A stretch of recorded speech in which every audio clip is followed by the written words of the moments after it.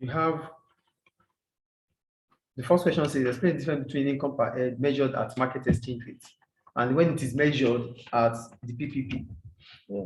First, you said government collected national income statistics for their own economy. The value of national income is measured in the currency of the country. So that means when you're measuring your national income, when you're measuring the income per head, which is the same as the per capita income, when you're measuring it, you measure it according to the currency of your country. That's the nation. So if you are comparing other countries with your country, yeah, is it ideal to use the market exchange rate or the PPP? When you have to compare the living standard now, you have to compare the living standard or the cost of living of people and how developed a country, especially the living standard now. So if you have to compare the cost of living in a country, is it preferable to use the market exchange rate or the purchasing power parities? I think it's better in the PPP because in the for the like the GDP is like not really accurate. For the GDP? Yeah. No, I would, you said, here you wrote, you said each country has their own currency. Exchange rate. But if you have to use the purchasing power parities, the only thing it means is that it is the exchange rate too, but you are converting to one unique currency. No, you are using a unique currency, like you've converted the dinars to dollar, you have converted the rupee to dollar, you've converted the Turkish lira to dollar. Yeah. That is when you talk about using purchasing power parity, it's still exchange rate. But sir, I think there's another factor. It's like for Libya, compared from Libya to Norway, their living standards is much more expensive. Here it's like no, that is not living standard. That is cost of living. Yes, cost of living. Yeah. What we need to know here, using the income per head is an individual, the amount of an individual is making, yeah, compared to its lifestyle. So we need to know your cost of living. That means the amount of money you make compared to the amount of money you need to maintain a specific lifestyle. That is what the question is talking about. Using income per head measured at market exchange rate. So in this country, the cost of living is this. And the amount of money people make in this country is this. Done. Yeah. Now, if you have to compare this country with other countries, it is better, it is ideal for you to use purchasing power parities. Because at that point in time, you are talking, because purchasing power parities captures the amount of money, the difference between the currencies in terms of what you buy in goods or services. So that means, the cost of this pen here in dollar is the cost of this pen there in dollar. So if I am buying it here, if I can afford to buy it here, I can afford, and that in that country they can afford to buy it, then we are comparing. But you wouldn't be able to compare the dollar with lira. It will not give you the accurate cost of living you needed.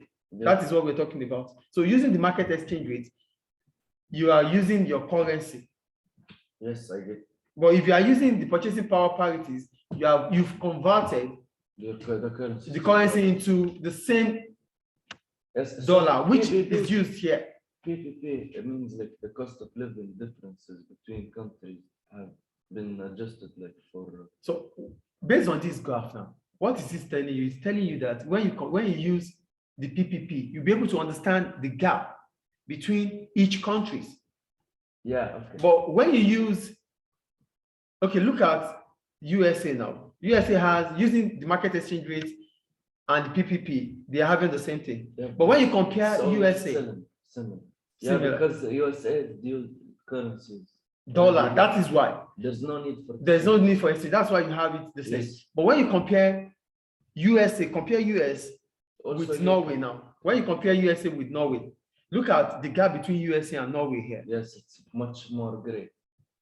When you compare with the market exchange rate, you wouldn't get. When you compare with the market exchange rate, you wouldn't get the real gap between USA and Norway. But when you use the purchasing power parities, it shows you the gap between a rich country and a poor country. So Because here you'll be able, listen, here you'll be able to get the cost of living yes, okay. compared by Compared. income. So that's what it means here. So using purchasing power parities, it gives you the real value, or the real value for the cost of living So for each country.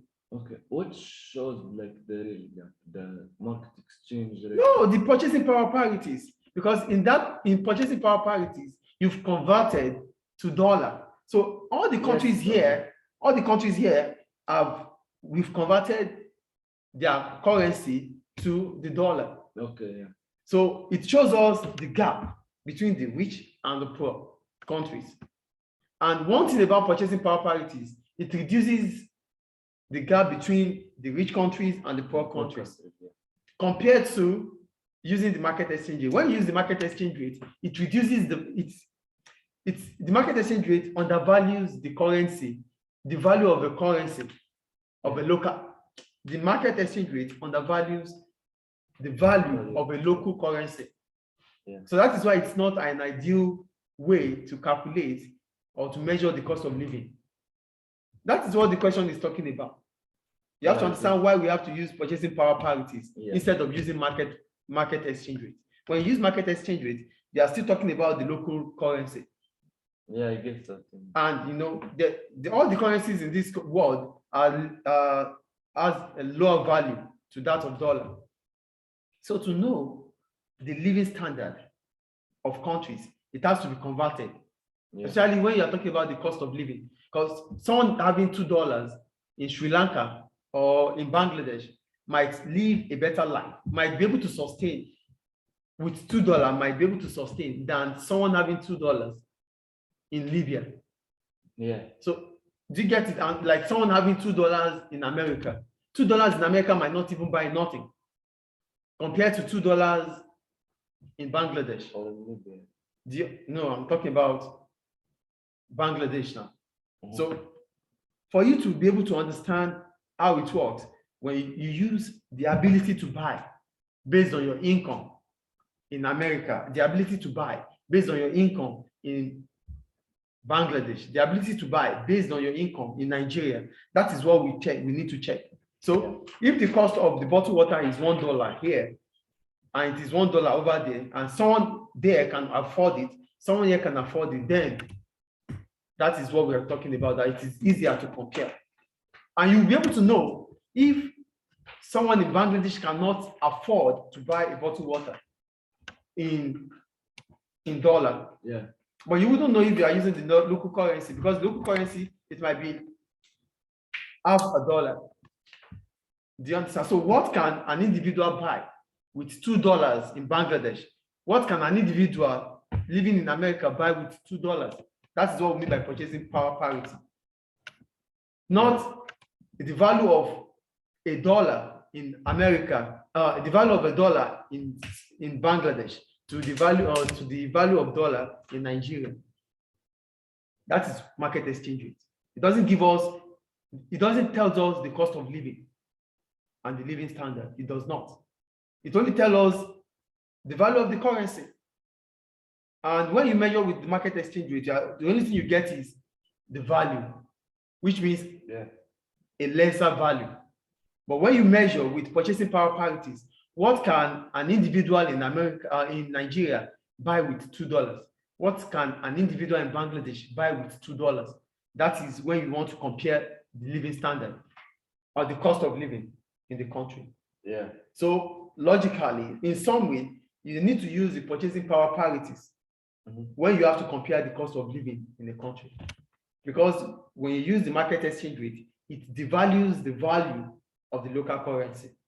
It doesn't show you the gap. It doesn't show you the real gap between poor countries and rich countries. Yeah. Is it clear now? Yes, sir.